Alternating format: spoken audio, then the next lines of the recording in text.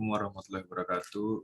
Perkenalkan, nama saya Yudhistira Putra Pratama dari jurusan Manajemen Keuangan Perbankan Syariah. Kali ini saya akan mempresentasikan hasil kerja saya dengan tema akuntansi transaksi ijarah dan ijarah muntahiyah.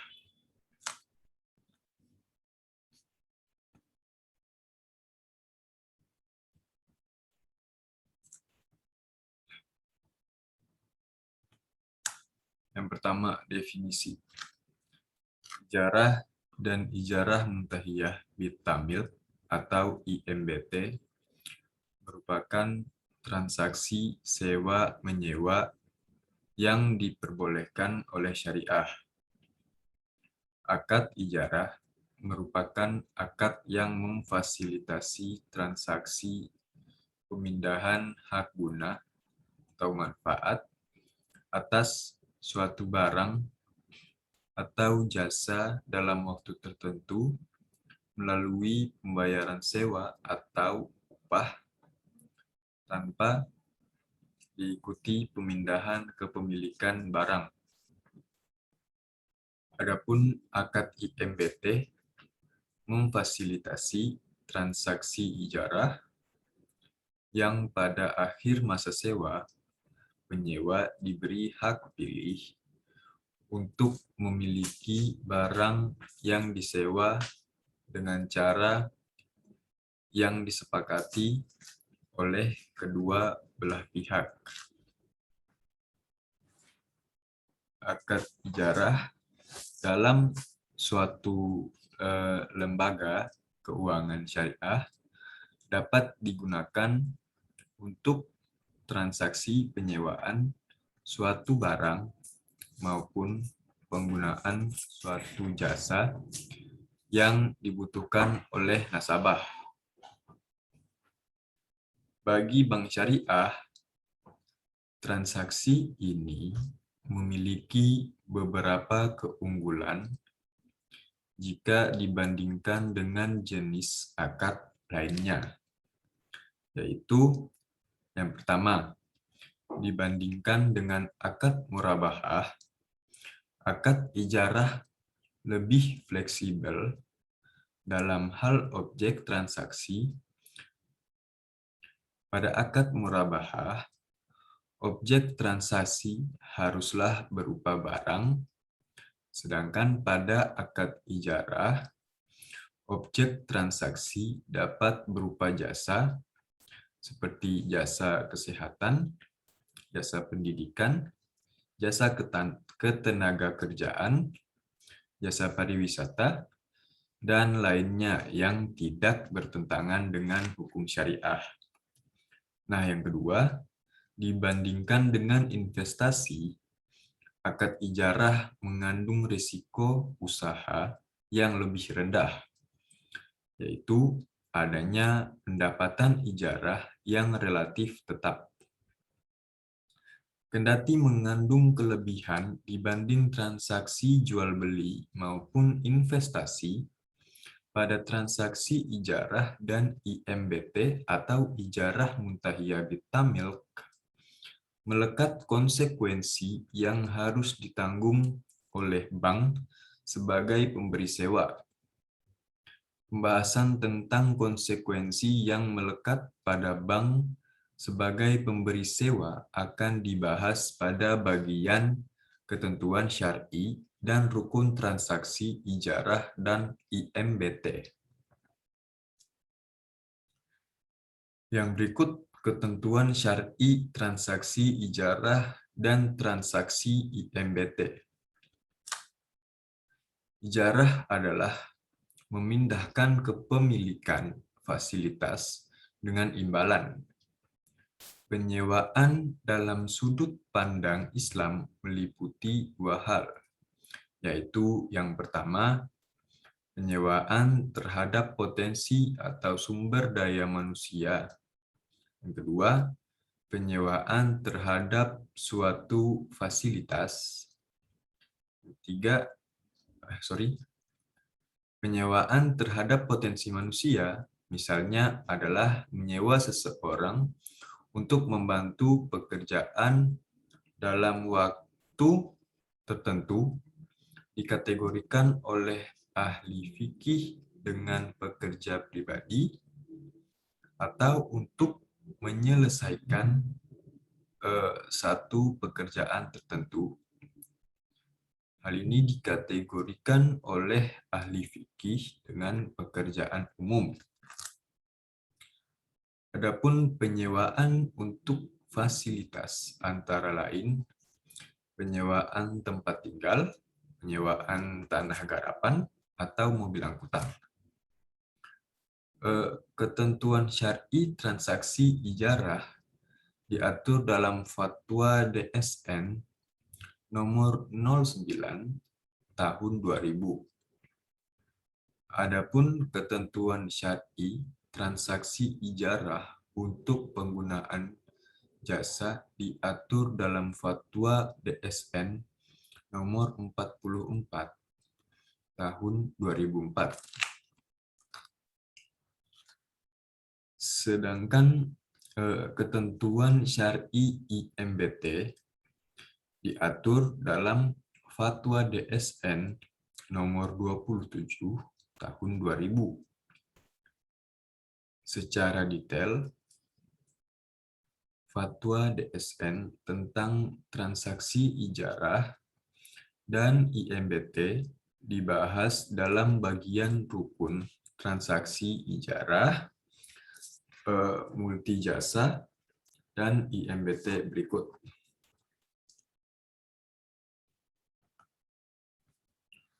Rukun transaksi ijarah. Rukun transaksi ijarah meliputi yang pertama, transaktor, yaitu penyewa dan pemberi sewa. Yang kedua, objek ijarah, yaitu fasilitas dan uang sewa. Dan yang ketiga, ijab dan kabul, yang menunjukkan serah terima, baik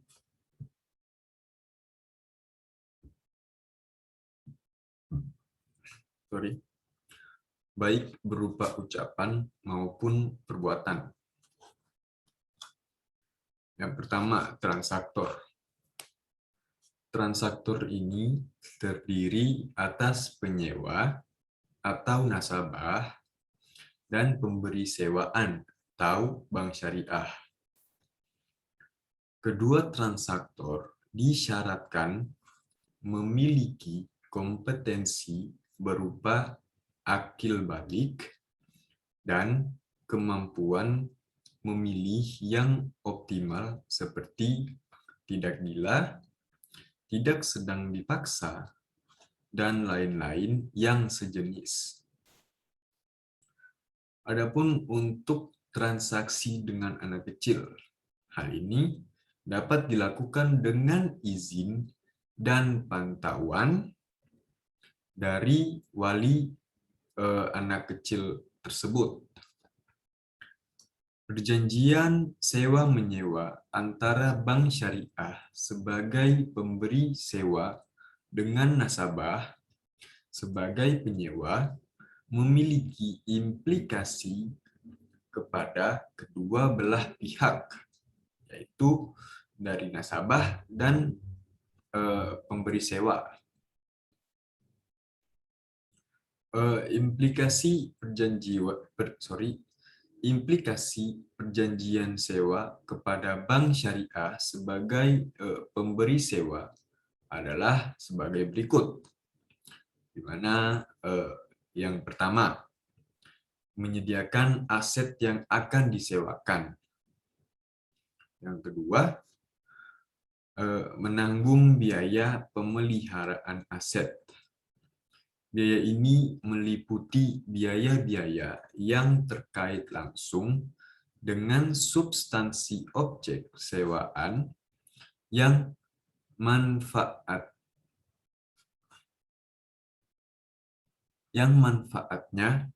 kembali kepada pemberi sewanya.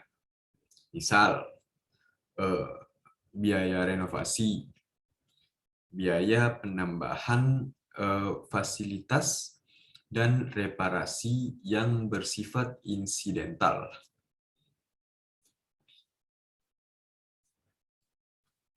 Semua biaya ini dibebankan kepada si pemberi sewa.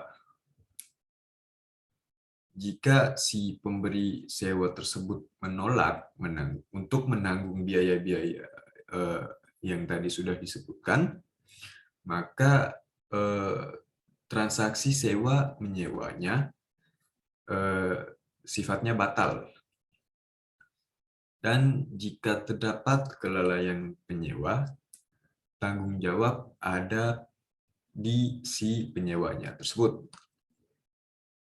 Yang berikut menjamin bila terdapat cacat pada aset yang disewakan, yang dimana artinya si penyewa atau si pemberi sewaan ini sudah menjamin barang atau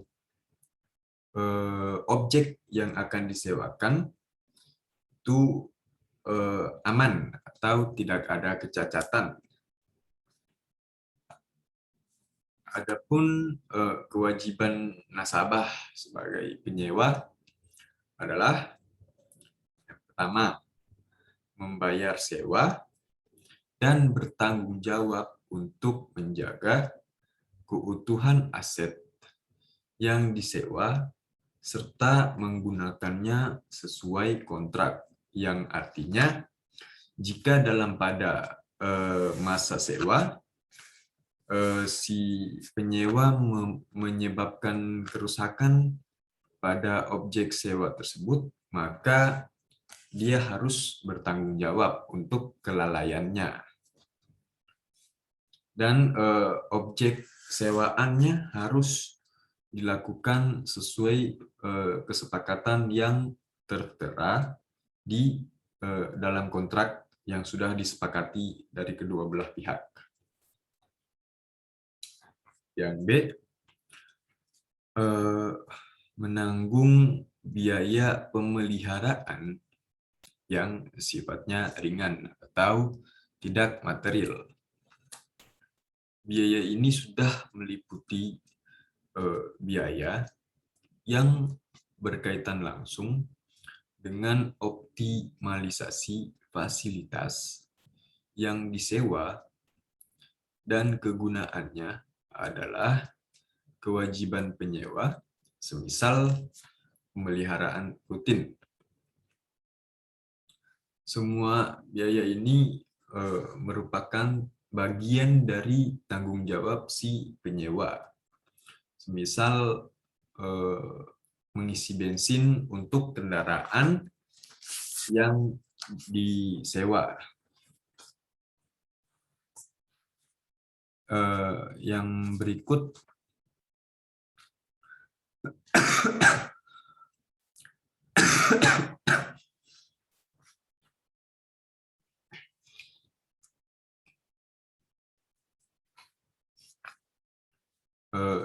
berikut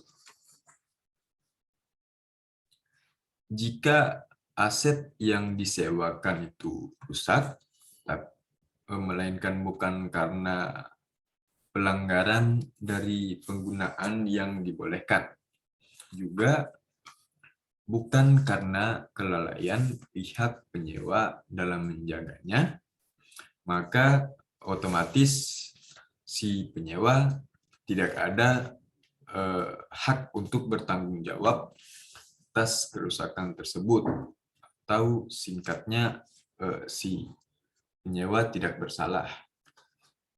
Itu. Yang berikut objek ijarah. Objek kontrak ijarah meliputi pembayaran sewa dan manfaat dari penggunaan aset. Manfaat dari penggunaan aset dalam ijarah adalah objek kontrak yang harus dijamin.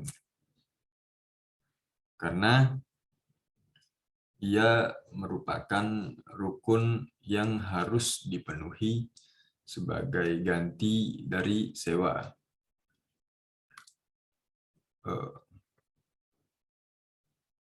Dan bukan aset itu sendiri. Adapun ketentuan objek ijarah adalah sebagai berikut.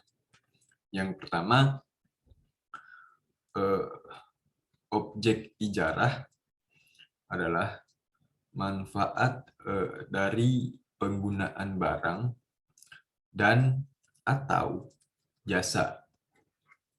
Yang kedua, manfaat barang harus bisa dinilai dan dapat dilaksanakan sesuai yang tertera di dalam kontrak. Dalam hal ini, hendaklah fasilitas objek sewaan itu mempunyai nilai komersial. Dengan demikian, kita dilarang menyewakan contoh durian untuk sekedar dicium baunya.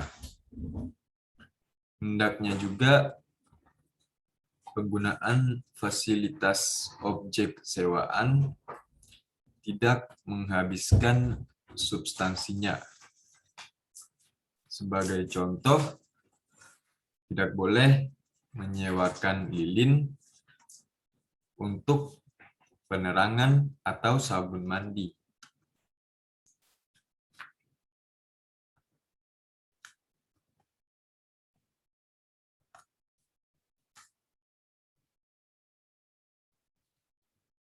Yang ketiga, fasilitasnya mubah atau dibolehkan. Dalam hal ini, menyewa tenaga atau fasilitas untuk bermaksiat atau sesuatu yang diharamkan, maka haram.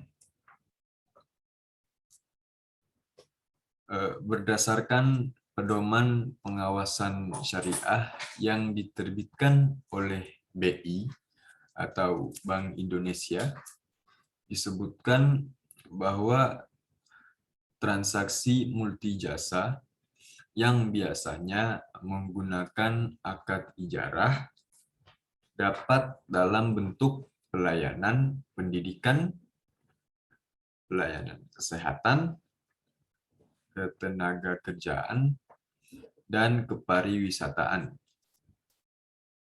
Yang keempat, sanggupan memenuhi manfaat harus nyata dan sesuai dengan syariah. Dalam hal ini, objek transaksi bisa diserah terimakan secara substansi dan syariat.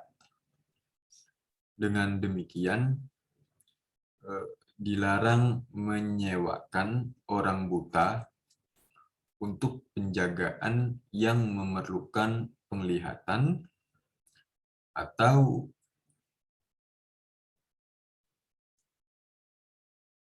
menyewakan unta yang hilang karena secara substantif tidak akan dapat menjalankan fungsinya.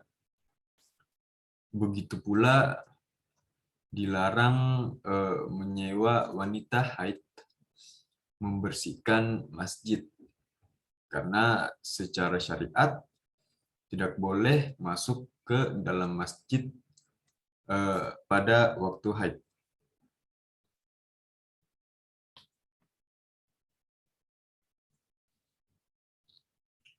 Yang berikut, manfaat harus dikenali secara spesifik sedemikian rupa untuk menghilangkan ketidaktahuan yang akan mengakibatkan sengketa.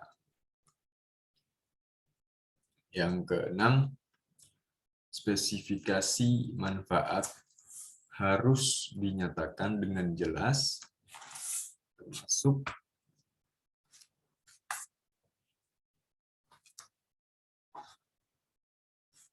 jangka waktunya, atau bisa juga dikenali dengan spesifikasi atau identifikasi fisik. Untuk sesuatu yang tidak aktif, kapasitas diketahuinya adalah waktu sewa. Untuk sesuatu yang aktif, seperti manusia dan binatang, kapasitas diketahuinya adalah dasar pekerjaan dan waktu. Yang ketujuh, sewa adalah sesuatu yang dijanjikan dan dibayar pada LKS sebagai pembayaran manfaat. Sesuatu yang dapat dijadikan harga dalam jual beli dapat pula dijadikan sewa dalam ijarah. Dan yang kedelapan,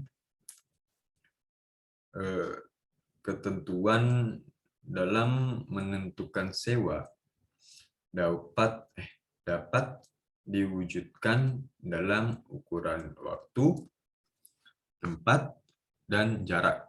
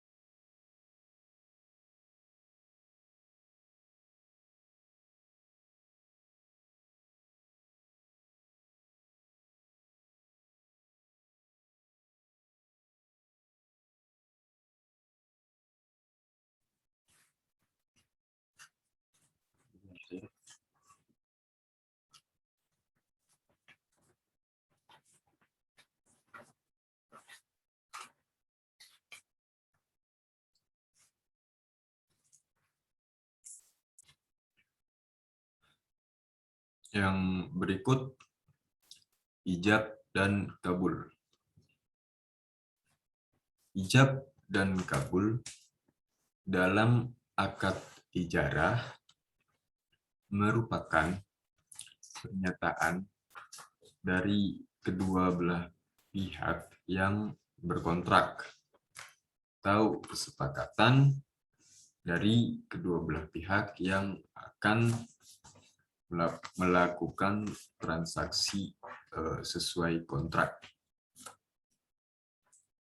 dengan cara penawaran dari pemilik aset atau bank syariah dan penerimaan yang dinyatakan oleh penyewa atau nasabah. Pelafalan perjanjian dapat dilakukan dengan lisan, isyarat bagi yang tidak bisa berbicara, tindakan, maupun tulisan.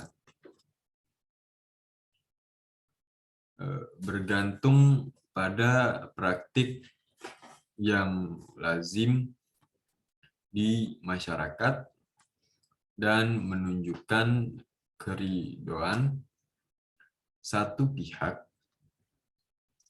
untuk menyewa dan pihak lain untuk menyewakan tenaga atau fasilitas. Rukun transaksi ijarah untuk pembiayaan multi jasa. Pembiayaan multi jasa dengan skema ijarah adalah pembiayaan yang diberikan oleh lembaga keuangan syariah atau LKS pada nasabah dalam memperoleh manfaat atas suatu jasa dengan menggunakan akad ijarah. Pembiayaan multi jasa hukumnya boleh atau jais dengan menggunakan akad ijarah atau kafalah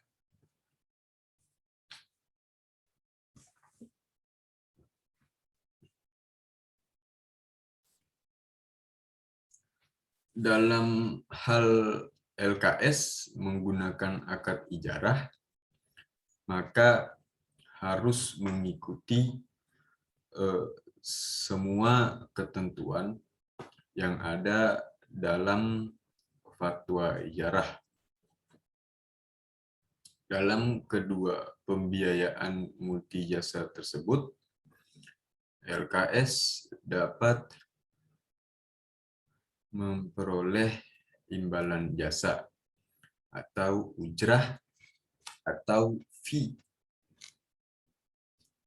Besar ujrah atau fee harus disepakati di awal transaksi dan dinyatakan dalam bentuk nominal, bukan dalam bentuk persentase.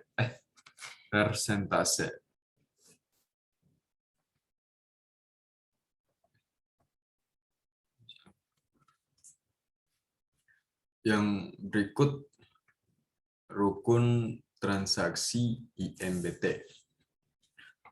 Berdasarkan Fatwa DSN nomor 27 tahun 2002 disebutkan bahwa pihak yang melakukan transaksi IMBT harus melaksanakan akad ijarah terlebih dahulu.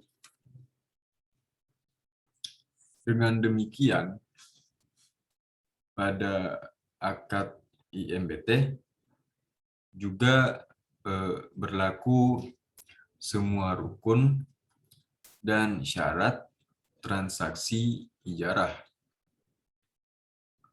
Adapun akad perjanjian IMBT harus disepakati ketika akad ijarah ditandatangani.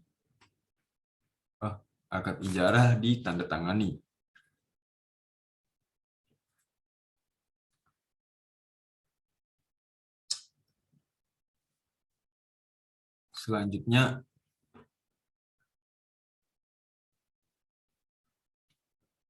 pelaksanaan akad pemindahan kepemilikan,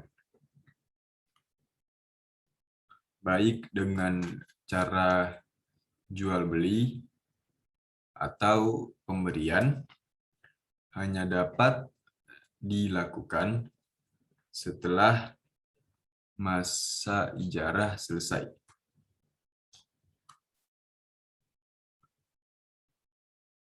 Berdasarkan fatwa DSN nomor 27 tersebut, janji pemindahan kepemilikan yang disepakati di awal akad ijarah hukumnya bersifat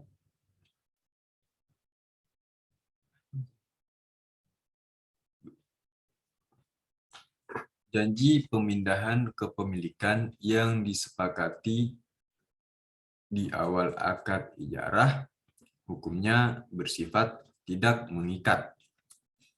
Oleh karena itu, apabila janji tersebut ingin dilaksanakan, maka harus ada akad pemindahan kepemilikan yang dilakukan setelah masa ijarah selesai. Yang berikut, pengawasan syariah transaksi ijarah dan IMBT. Untuk menguji kesesuaian transaksi ijarah dan IMBT yang dilakukan bank dengan fatwa Dewan DSN, DPS, suatu bank syariah akan melakukan pengawasan syariah. Menurut Bank Indonesia, pengawasan tersebut antara lain berupa A.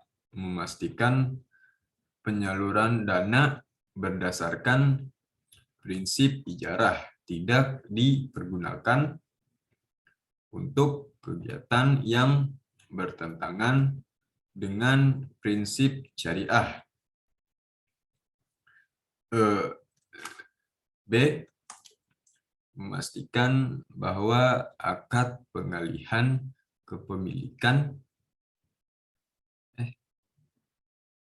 dalam IMBT dilakukan setelah akad ijarah selesai. Dan dalam akad ijarah, janji atau wa'ad untuk pengalihan kepemilikan harus dilakukan pada saat berakhirnya akad ijarah.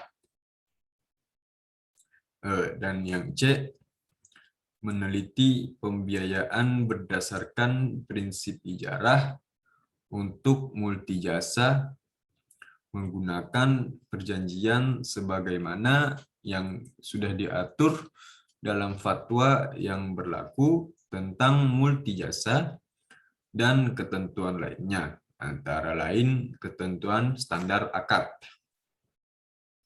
Yang D, memastikan besar ujrah atau fee multijasa dengan menggunakan akad ijarah telah disepakati di awal dan dinyatakan dalam bentuk nominal, bukan dalam bentuk persentase.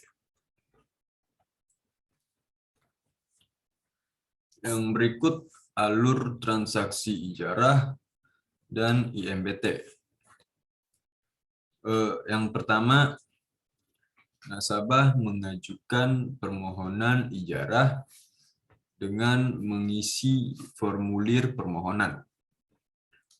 Berbagai informasi yang diberikan selanjutnya diverifikasi kebenarannya dan dianalisis kelayakannya oleh bank syariah. Bagi nasabah yang dianggap layak, selanjutnya diadakan perikatan dalam bentuk penanda tanganan kontrak ijarah atau IMBT.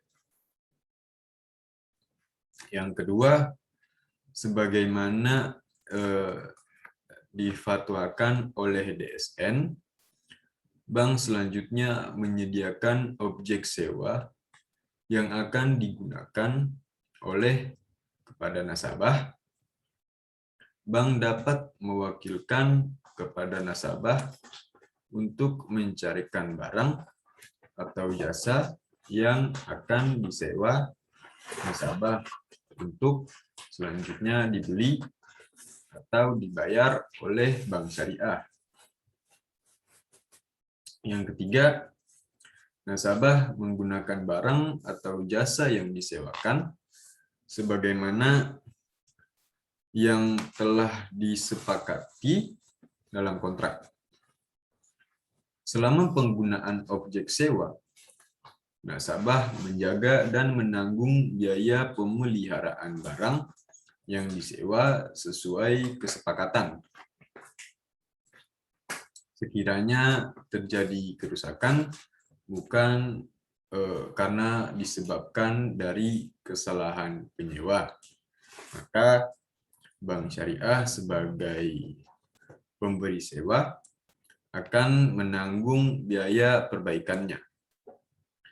Yang keempat, nasabah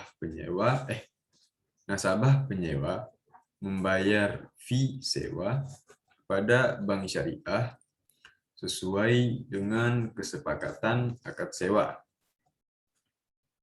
Yang kelima, pada transaksi IMBT, setelah masa ijarah selesai, bank sebagai pemilik barang dapat melakukan pengalihan hak milik kepada penyewa. Yang berikut cakupan akuntansi ijarah dan ijarah muntahiyah bit tamlik atau IMBT. Ketentuan akuntansi untuk transaksi ijarah diatur dalam PSAK nomor 107 yang berlaku untuk penyusunan dan penyajian laporan keuangan mulai pada atau setelah tanggal 1 Januari 2009. Standar ini memuat tentang mekanisme transaksi dan ketentuan tentang pengakuan dan pengukuran transaksi yang terdapat dalam skema ijarah, baik untuk pemberi sewa maupun untuk si penyewa. Dalam hal ini, beberapa hal yang dicakup dalam standar ini adalah pengakuan dan pengukuran biaya perolehan, penyusutan, pendapatan, beban, dan perpindahan kepemilikan. Bentuk aplikasi standar ini akan dibahas pada subbab teknis perhitungan dan penjurnalan transaksi ijarah bagi bank syariah. Yang berikut, teknis perhitungan dan transaksi ijarah bagi bank syariah.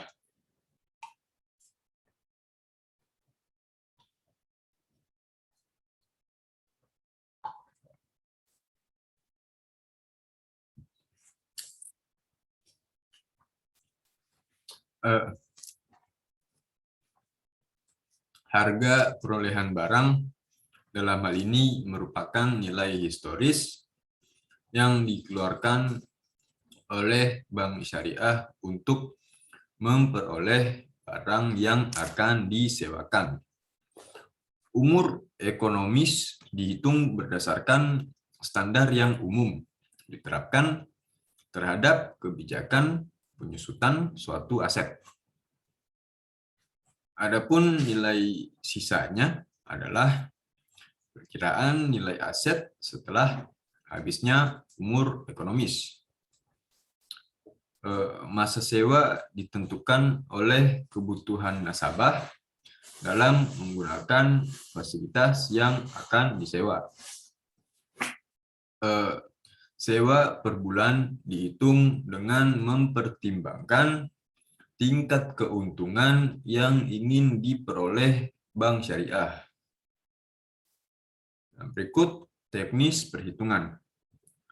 Transaksi ijarah beberapa hal yang perlu dilakukan terhadap perhitungan terkait transaksi ijarah adalah perhitungan penentuan keuntungan dan fee ijarah, perhitungan uang muka sewa, dan biaya administrasi ijarah. Yang berikut perhitungan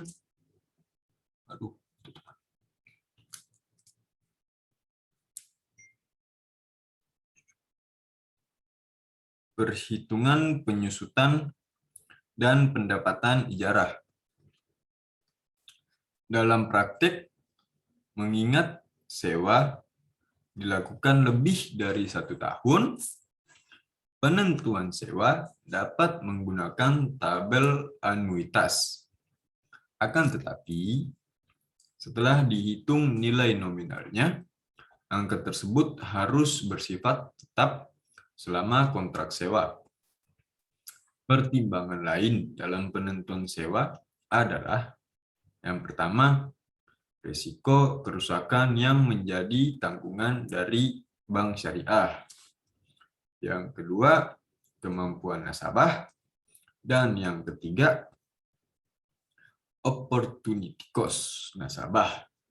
Sekiranya ada alternatif skema lain yang memungkinkan untuk dipilih oleh nasabah, baik dari bank syariah yang sama maupun dengan bank lain untuk kebutuhan tujuan yang sama. Yang berikut perhitungan biaya administrasi ijarah. Biaya administrasi bisa diterapkan dengan menggunakan persentase tertentu dari modal yang digunakan untuk persewaan. Misalkan dalam contoh kasus di atas, bank syariah menggunakan kebijakan 1% dari modal persewaan. Maka biaya administrasinya adalah sebagai berikut, yaitu biaya administrasi ijarah sama dengan N% dikali modal persewaan per bulan dikali jumlah bulan sama dengan 1% dikali 2 juta rupiah dikali 24 sama dengan 1% kali 48 juta rupiah, yang dimana sama dengan 480.000 rupiah. Nah, berikut transaksi pengadaan aset ijarah. Sebelum akad ijarah dilakukan, bank syariah terlebih dahulu melakukan pengadaan aset ijarah. Berdasarkan PSAK nomor 107, disebutkan bahwa objek ijarah diakui pada saat objek ijarah diperoleh sebesar biaya perolehan. Yang berikut transaksi pada saat akad disepakati. Pada saat akad disepakati, terdapat beberapa transaksi yang harus diakui oleh bank syariah. Transaksi tersebut yaitu yang pertama, konversi persediaan ijarah menjadi aset sebagai bentuk pengakuan atas adanya pengalihan hak guna kepada si penyewa. Dan yang kedua, penerimaan biaya administrasi. Yang berikut, transaksi pengakuan penerimaan pendapatan ijarah. Berdasarkan PSAK nomor 107, pendapatan ijarah selama masa akad diakui pada saat manfaat atas aset telah diserahkan kepada penyewa. Piutang pendapatan ijarah diukur sebesar nilai yang dapat direalisasikan pada akhir periode pelaporan. Yang berikut pengakuan penyusutan aset yang diperoleh untuk ijarah. Berdasarkan PSAK 107, objek ijarah jika berupa aset yang dapat disusutkan atau dimortisasi sesuai dengan kebijakan penyusutan atau penyusutan untuk aset sejenis selama umur manfaatnya atau umurnya ekonomis. Dalam hal ini penyusutan aset ijarah dapat diakui setiap bulan ketika pendapatan diakui. Pengakuan penyusutan mengakibatkan meningkatnya rekening beban penyusutan dan rekening akumulasi penyusut. Berikut perlakuan akuntansi beban perbaikan dan pemeliharaan. Berdasarkan PSAK 107, biaya perbaikan objek ijarah merupakan tanggungan pemilik. Perbaikan tersebut dapat dilakukan oleh pemilik secara langsung atau dilakukan oleh penyewa atau persetujuan pemilik. Pengakuan biaya perbaikan objek ijarah adalah sebagai berikut.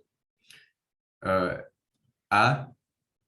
Biaya perbaikan tidak rutin objek ijarah diakui pada saat terjadinya. Dan yang B, jika penyewa melakukan perbaikan rutin objek ijarah dengan persetujuan pemilik, maka biaya tersebut dibebankan kepada pemilik dan diakui sebagai beban pada saat terjadinya. Dan yang C, dalam ijarah muntahiyah bitamilk melalui penjualan secara bertahap, biaya perbaikan objek ijarah yang dimaksud dalam huruf A dan B ditanggung pemilik maupun penyewa sebanding dengan bagian kepemilikan masing-masing atas objek ijarah. Yang berikut penyajian pada laporan laba rugi dan laporan perhitungan bagi hasil.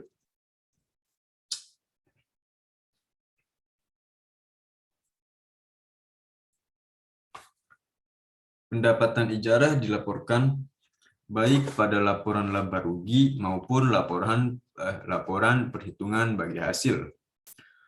Pada kedua laporan, pendapatan yang disajikan adalah pendapatan neto, yaitu pendapatan ijarah dikurangi dengan beban-beban yang terkait dengan ijarah, antara lain beban penyusutan dan beban perbaikan dan pemeliharaan. Pada laporan laba rugi biasanya dibuat pada akhir tahun, sedangkan laporan perhitungan bagi hasil biasanya disajikan setiap bulan untuk keperluan perhitungan bagi hasil dengan pemilik dana pihak ketiga. Laporan laba rugi memasukkan pendapatan ijarah yang memang terjadi pada periode terkait. Tetapi laporan untuk perhitungan bagi hasil hanya memasukkan pendapatan ijarah yang sudah berwujud kas pada periode terkait. Berikut teknis perhitungan dan penjurnalan transaksi IMBT bagi bank syariah. Nah, berikut contoh kasus. Misalkan akad yang disepakati adalah IMBT dengan informasi tentang penyewaan sebagai berikut. Biaya perolehan barangnya sebesar 120 juta rupiah. Umur barang 50 tahun atau 60 bulan. Masa sewa atau umur ekonomisnya selama 24 bulan. Waktu pembelian barang setelah bulan ke-24, yang dimana artinya jika masuk ke bulan 25, maka barang tersebut bisa dibeli atau dibayar. Yang berikut teknis perhitungan transaksi IMBT. Pada dasarnya sama dengan transaksi ijarah. Perbedaan teknis perhitungan hanya terletak pada penentuan penyusutan aset ijarah. Berikut perhitungan penyusutan aset IMBT.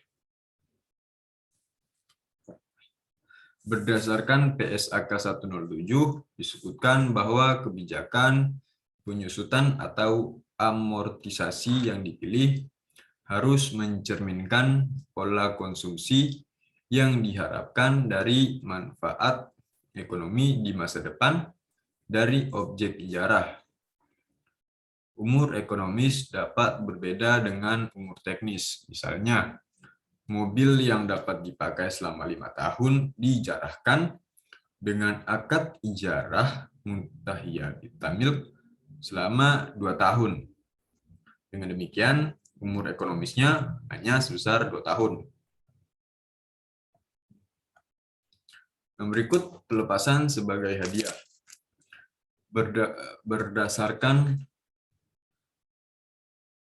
Berdasarkan PSAK nomor 107, perpindahan kepemilikan objek ijarah dari pemilik kepada penyewa dalam ijarah muntahiyah bitamilk dengan cara A. Hibah, B. Penjualan sebelum berakhirnya masa sebesar sisa cicilan sewa atau jumlah yang disepakati. Dan yang C. Penjualan setelah selesai masa akad. Berikut pelepasan melalui penjualan objek sewa sebelum berakhirnya masa sewa. Berdasarkan PSAK nomor 107 disebutkan bahwa pada penjualan objek ijarah sebelum berakhirnya masa sewa, sebesar sisa cicilan sewa atau jumlah yang disepakati, maka selisih antara harga jual dan jumlah tercatat objek ijarah diakui sebagai keuntungan atau kerugian. Dalam hal ini, pemilik objek sewa mengakui keuntungan atau kerugian atas penjualan tersebut sebesar selisih antara harga jual dan nilai buku neto objek sewa. Yang berikut pelepasan melalui penjualan objek sewa secara bertahap. Berdasarkan PSAK nomor 107 disebutkan bahwa penjualan objek ijarah secara bertahap, maka poin pertama, selisih antara harga jual dan jumlah yang tercatat sebagian objek ijarah yang telah dijual diakui sebagai keuntungan atau kerugian. Sedangkan poin kedua, bagian objek ijarah yang tidak dibeli penyewa diakui sebagai aset tidak lancar atau aset lancar sesuai dengan tujuan penggunaan aset tersebut. Yang berikut penyajian transaksi ijarah atas aset berwujud. Berdasarkan PAPSI 2013, terdapat beberapa ketentuan penyajian di laporan keuangan terhadap akun yang berkaitan dengan transaksi ijarah dengan aset berwujud. Dalam hal ini, poin pertama, objek sewa yang diperoleh bank disajikan sebagai aset ijarah. Yang kedua, akumulasi, penyusutan atau amortisasi, dan cadangan kerugian, penurunan nilai dari aset ijarah, disajikan sebagai pos lawan aset ijarah. Yang ketiga, porsi pokok atas pendapatan sewa yang belum dibayar disajikan sebagai piutang sewa. Dan yang keempat, porsi ujrah atas pendapatan sewa yang belum dibayar disajikan sebagai pendapatan sewa yang akan diterima yang merupakan bagian dari aset lainnya pada saat nasabah tergolong performing. Sedangkan apabila nasabah tergolong non-performing, maka pendapatan sewa yang akan diterima disajikan pada rekening administratif. Yang kelima, cadangan kerugian penurunan nilai atas piutang sewa disajikan sebagai pos lawan atau kontra account piutang ijarah.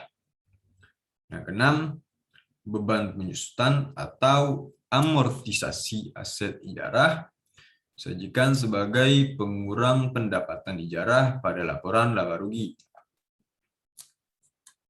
Yang berikut, pengungkapan transaksi ijarah atas aset berwujud. Berdasarkan PA-PSI 2013, hal-hal yang harus diungkapkan terkait transaksi ijarah dengan menggunakan aset berwujud antara lain. Yang pertama, sumber dana yang digunakan dalam pembiayaan ijarah. Yang kedua, jumlah piutang cicilan ijarah yang akan jatuh tempo hingga 2 tahun terakhir. Yang ketiga, jumlah objek sewa berdasarkan jenis transaksi, baik itu ijarah dan ijarah muntahiyah bitamilk, jenis aset dan akumulasi penyusutannya, serta cadangan kerugian penurunan nilai jika ada, apabila bank sebagai pemilik objek sewa tersebut. Yang keempat, komitmen yang berhubungan dengan perjanjian ijarah muntahiyah bitamlik yang berlaku efektif pada periode laporan keuangan berikutnya. Kebijakan akuntansi yang digunakan atas transaksi ijarah dan ijarah muntahiyah bitamlik. Dan yang keenam, transaksi dan saldo dengan pihak yang berelasi. Yang berikut, teknis perhitungan dan penjurnalan transaksi ijarah untuk multijasa. Praktik perhitungan dan penjurnalan transaksi ijarah untuk jasa pada dasarnya sama dengan perhitungan dan penjurnalan transaksi ijarah untuk barang. Namun perbedaannya adalah pada ijarah, untuk jasa tidak terdapat kegiatan pemeliharaan dan perbaikan aset ijarah. Berikut adalah salah satu contoh kasus transaksi ijarah untuk multijasa. Ibu Uli melakukan transaksi ijarah dengan BPRS Anugerah Sejahtera untuk keperluan biaya sekolah anaknya selama 1 semester di Universitas Gadjah Mada. Adapun informasi tentang transaksi untuk penyediaan jasa tersebut adalah sebagai berikut. Pertama, harga perolehan jasa sebesar 9 juta rupiah. Dibayar ke UGM pada tanggal 1 Februari. Sekian. Masa sewa selama 6 bulan, dimulai dari tanggal 1 Februari sampai dengan tanggal 1 Agustus. Yang berikut sewa per bulannya sebesar 1,7 juta rupiah. Setiap tanggal 1, dimulai dari bulan Maret. Yang berikut penyusutan per bulan sebesar Rp1.500.000 dimulai setiap tanggal 1 pada bulan Maret.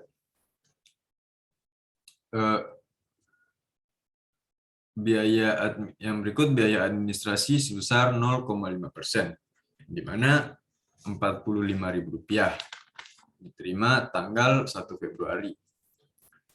Jurnal untuk transaksi atas meliputi jurnal pengadaan aset ijarah, jurnal pada saat akad, jurnal penyusutan aset ijarah, dan jurnal penerimaan pendapatan ijarah.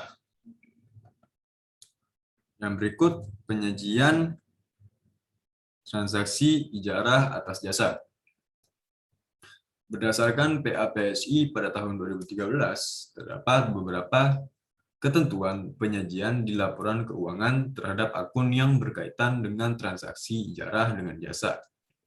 Yang pertama, perolehan atas jasa disajikan sebagai bagian aset ijarah dan disajikan terpisah dari aset ijarah lainnya. Yang kedua, amortisasi atas perolehan aset ijarah disajikan sebagai pos lawan dari aset ijarah. Yang ketiga, porsi pokok atas pendapatan sewa multijasa yang belum dibayar disajikan sebagai piutang sewa. Yang keempat, porsi ujrah atas pendapatan sewa multijasa yang belum dibayar disajikan sebagai pendapatan sewa multijasa yang akan diterima yang merupakan bagian dari aset lainnya pada saat nasabah tergolong performing. Sedangkan apabila nasabah tergolong non-performing, maka pendapatan sewa multijasa yang akan diterima disajikan pada rekening administratif. Yang kelima, cadangan kerugian penurunan nilai atas piutang sewa disajikan sebagai pos lawan atau kontra account piutang sewa. Yang keenam, beban amortisasi aset ijarah disajikan sebagai pengurang pendapatan ijarah pada laporan laba rugi. Berikut pelepasan melalui penjualan objek sewa secara bertahap. Berdasarkan PSAK 107 disebutkan bahwa penjualan objek ijarah secara bertahap, maka pertama, selisih antara harga jual dan jumlah tercatat sebagian objek ijarah yang telah dijual diakui sebagai keuntungan atau kerugian. Sedangkan yang kedua, bagian objek ijarah yang tidak dibeli penyewa diakui sebagai aset tidak lancar atau aset lancar sesuai dengan tujuan penggunaan aset tersebut. Yang berikut pengungkapan transaksi ijarah atas aset berwujud. Berdasarkan PAPSI 2013, hal-hal yang harus diungkapkan terkait transaksi ijarah dengan menggunakan aset berwujud antara lain, pertama, sumber dana yang digunakan dalam pembiayaan ijarah. Yang kedua, jumlah piutang cicilan ijarah yang akan jatuh tempo hingga 2 tahun terakhir. Yang ketiga, jumlah objek sewa berdasarkan jenis transaksi, baik ijarah dan ijarah muntahiyah bitamlik. Jenis aset dan akumulasi penyusutannya, serta cadangan kerugian penurunan nilai jika ada, apabila bank sebagai pemilik objek sewa. Yang keempat, komitmen yang berhubungan dengan perjanjian ijarah muntahiyah bitamlik yang berlaku efektif pada periode laporan keuangan berikutnya. Kebijakan akuntansi yang digunakan atas transaksi ijarah dan ijarah muntahiyah bitamlik. Dan yang keenam, transaksi dan saldo dengan pihak-pihak yang berelasi.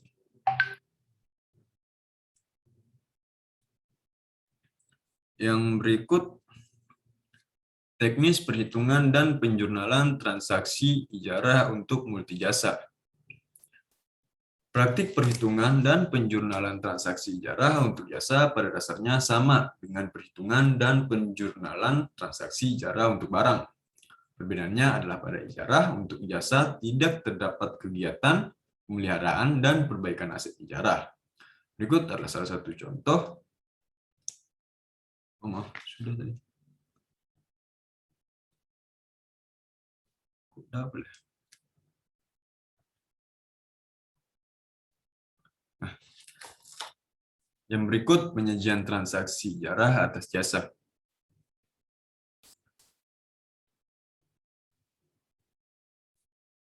Berdasarkan PAPSI 2013, terdapat beberapa ketentuan penyajian laporan keuangan terhadap akun yang berkaitan dengan transaksi ijarah dengan jasa. Pertama, perolehan atas jasa disajikan sebagai bagian aset ijarah dan disajikan terpisah dari aset ijarah lainnya. Kedua, amortisasi atas perolehan aset ijarah disajikan sebagai pos lawan dari aset ijarah. Dan yang ketiga, porsi pokok atas pendapatan sewa multijasa yang belum dibayar disajikan sebagai piutang sewa.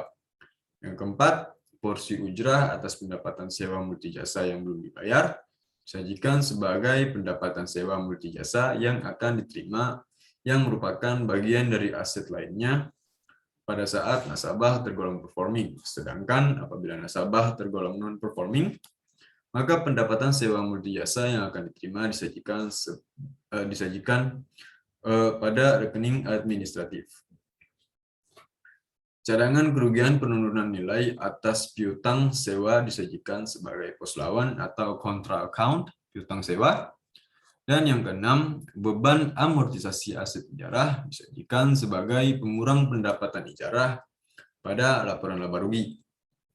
Berikut pengungkapan transaksi ijarah atas jasa. Berdasarkan PAPSI 2013, hal-hal yang harus diungkapkan terkait transaksi ijarah dengan jasa antara lain.